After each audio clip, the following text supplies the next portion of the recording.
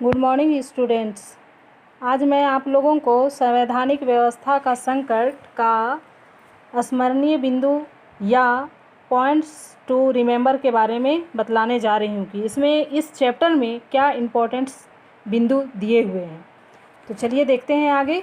1 number है, हर राज्य में अस्थायी लोक सेवकों की बड़ी संख्या होती है जो प्रशासन को कुशलतापूर्वक चलाते हैं, महत्वपूर्ण निर्णयों के लिए जाने व उन्हें लागू करने में उनकी विशेष भूमिका होती है।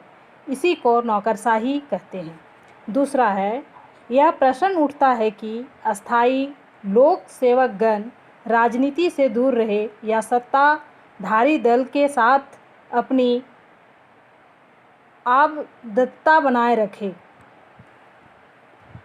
उदारवादी विचार यह मानता है कि नौकरशाही को निष्पक्ष या तटस्थ रहना चाहिए, उन्हें राजनीति से अलग रहना चाहिए। कोई दल सत्ता में आए या सत्ता से बाहर हो जाए, उनका कार्य अपने राजनीतिक स्वामियों की सेवा करना है। लेकिन फासीवादी व साम्यवादी व्यवस्थाओं में प्रतिबद्ध नौकरशाही होती है। लोक सेवकों को सत्ताधारी दल की नीतियों व कार्यक्रमों के प्रति निष्ठावान होना जरूरी है। सत्ताधारी दल के राजनेता ही अस्थायी लोक सेवकों की भर्ती करते हैं। तीसरा है, लोकतांत्रिक देशों में तटस्थ नौकरशाही होती है, लेकिन 1969 में विवाद पैदा हुआ जब प्रधानमंत्री इंदिरा गांधी तथा नई कांग्रेस के अध्यक्ष जगजीवन राम ने प्रतिबद्ध नौकरशाही के विचार का समर्थन किया। संविधान व सेवा संबंधी नियमों के अनुसार लोक सेवक राजनीति में संलिप्त नहीं हो सकते। आलोचकों ने कहा कि इंदिरा सरकार भारत में सोवियत संघ जैसा व्यवस्था लाना चाहती है, लेकिन थोड़े अंतराल के बाद यह विवाद टल गया जब सरकारी सूत्रों ने स्पष्ट किया कि लोक सेवकों को किसी राजनीतिक दल की विचारधारा के प्रति नहीं, बल्कि भारत के संविधान के आदर्शों व सिद्धांतों के प्रति निष्ठावान होना चाहिए। उन्हें पुरानी मानसिकता छोड़कर देश के कल्याण संबंधी कार्यों में पूर्ण सहयोग देना चाहिए।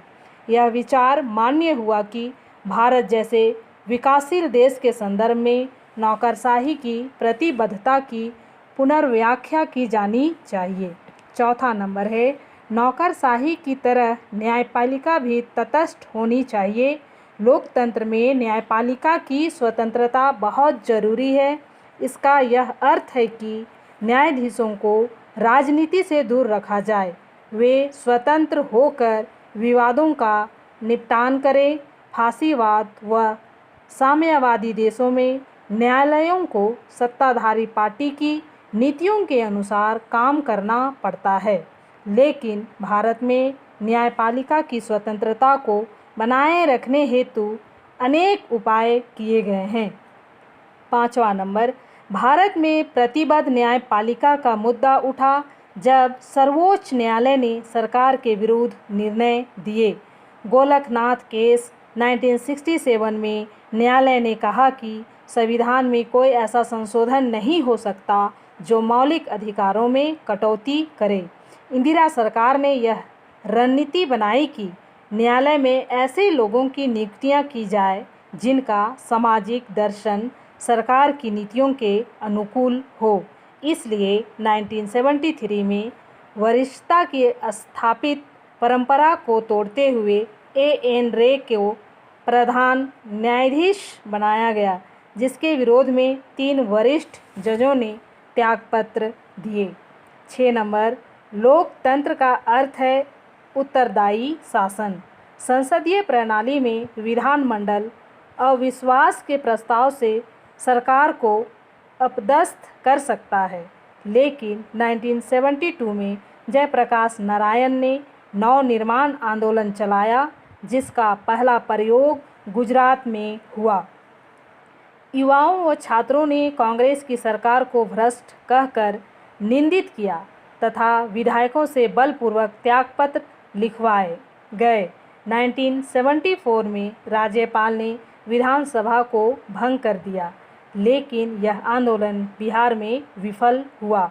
7वां नंबर, यह प्रयोग जयप्रकाश नारायण की संपूर्ण क्रांति का अंश था। ऐसी क्रांति का आशय था कि देश में सभी क्षेत्रों में आमूल परिवर्तन होना चाहिए, तभी भारत का नवनिर्माण होगा। 8 नंबर, संविधान में आपातकाल से निपटने के लिए विशेष प्रावधान किए गए हैं।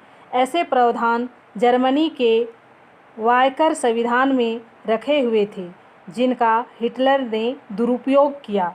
इसलिए संविधान सभा में HV काम्थ जैसे सदस्यों ने इन प्रावधानों का विरोध किया, लेकिन प्रारूप समिति के सदस्य सर अल्लादी कृष्णा स्वामी अय्यर ने इन्हें संविधान की श्वास नली कहा।